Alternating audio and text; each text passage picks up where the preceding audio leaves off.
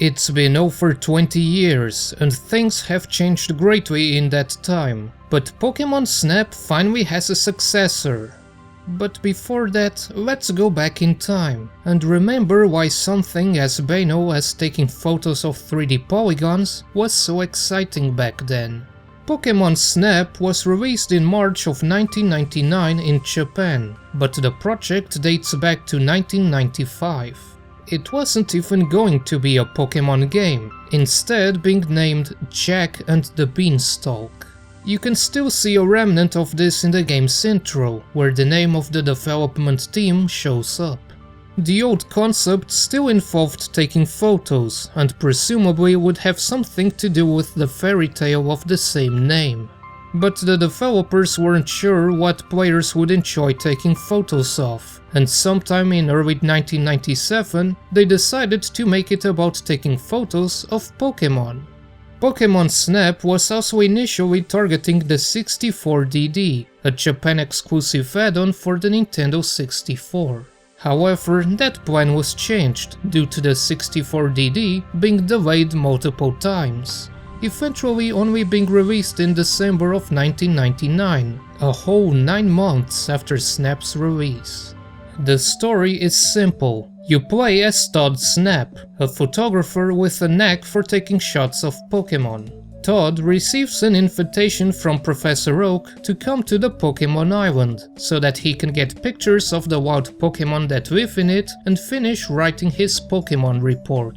The professor lends Todd his new invention, the 01 vehicle. This machine can safely handle all kinds of environments that you explore as you move through the predefined courses. And no, you can't run over Pokémon with the 01. In fact, the manual specifically mentions that it has a safety measure to prevent such situations. This is because the island was once inhabited by both humans and Pokémon, and indeed you can see the remains of that in places like the abandoned power plant.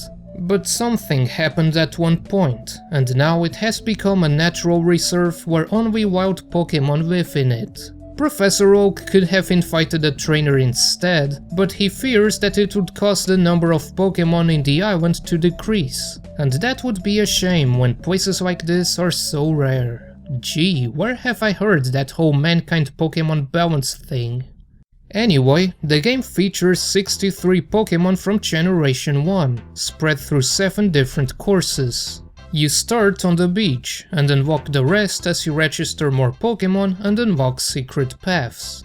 Since you move along a fixed trajectory, you could say that Pokémon Snap is a rail shooter, except it's in the shoot photos kind of context, and you can walk around in 360 degrees. After finishing a course, you select one photo of each Pokémon for Professor Oak to rate and award a score. The photos are rated based on various factors, and it goes without saying that the higher the score, the better.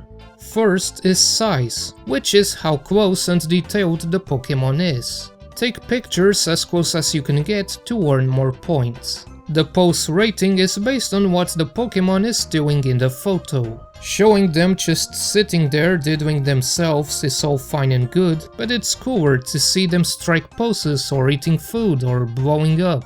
Pokémon also don't like being photographed from behind, so close-ups of Peach's ass is a no-go. Technique is based on the framing. Catch the Pokémon in the center of the photo and your score gets doubled. The rule of thirds doesn't apply here. You can also get extra points if the photo includes multiple Pokémon, or if it depicts certain special actions. Each course also has a sign, in which a part of the environment resembles a Pokémon if you look at it from the right angle. The goal is to get the best photo possible for each Pokémon. You can only have one on the report, and the better one automatically replaces the old photo. You can also save your favorite photos into your album, which back when the game was new could actually be printed into paper. There used to be machines called Snap stations that would let you connect your cartridge and print your photos as small stickers. But of course, these were only available in a limited selection of countries.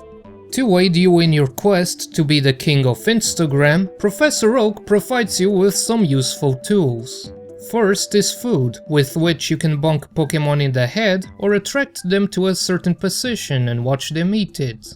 Next is pester balls, which open on contact and contain some substances that can irritate or knock out certain Pokemon. Then you have the Pokeflute, which wakes up sleeping Pokemon or makes them dance. Finally, you have the Dash engine, which simply lets you speed up the 0-1.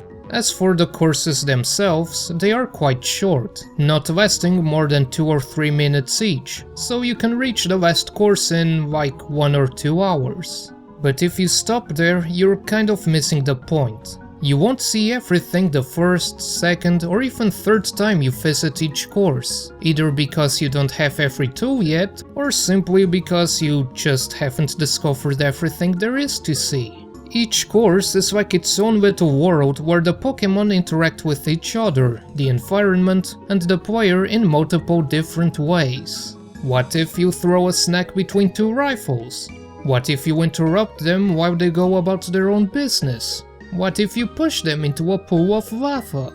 There's more to it than just hitting Meowth with an apple, watching him make dumb faces, and then being done with it. Most Pokemon react in different ways to different interactions. Obviously, the possibilities aren't endless, but you would be surprised at how much the developers crammed into these small maps. That's the beauty of Snap's gameplay. Even though you're locked into a predefined path, it still manages to be a journey of discovery and exploration. The more you play, the more you see the Pokemon do, and the more chances you get for some truly special photos. It's only a shame that the game didn't include any locations from the mainline series. Seeing those iconic pixels recreated in full 3D back then would have blown my mind more than it already did. That's one of the reasons why the Pokemon games on the Nintendo 64 were so amazing back then. Nowadays they look decidedly primitive, and even the mainline series has moved to 3D. But you have to understand the context in which these games came out. Back then, we only knew Pokemon by their official art and by their tiny sprites in a small handheld system. Seeing how different Pokemon moved and behaved was something that those simple 2D graphics couldn't communicate. Really, the issue with Snap, if it can even be called an issue, is that it feels outdated. The frame rate can chug sometimes, the FOV is claustrophobic, and the controls can be rather sluggish. While you can turn off the inverted camera movement and you can do a quick 90-degree turn, there are no sensitivity settings. But more than that is how it's limited to only 63 Pokemon from one generation. So until now, we couldn't see more of our favorite creatures from other regions in their natural habitat. Okay, we did, but still. Calling this an issue isn't really fair, is it? Technology wasn't as advanced back then, and design philosophies like control schemes weren't as standardized as they are today. We didn't have motion controls or the standard twin analog control schemes back then. And of course, we didn't have 8 whole generations of Pokemon to pick from. The only legitimate gripe I have with the game is that Oak's judgment can be rather wonky sometimes, and it encourages you to take photos in a specific way, which stifles creativity.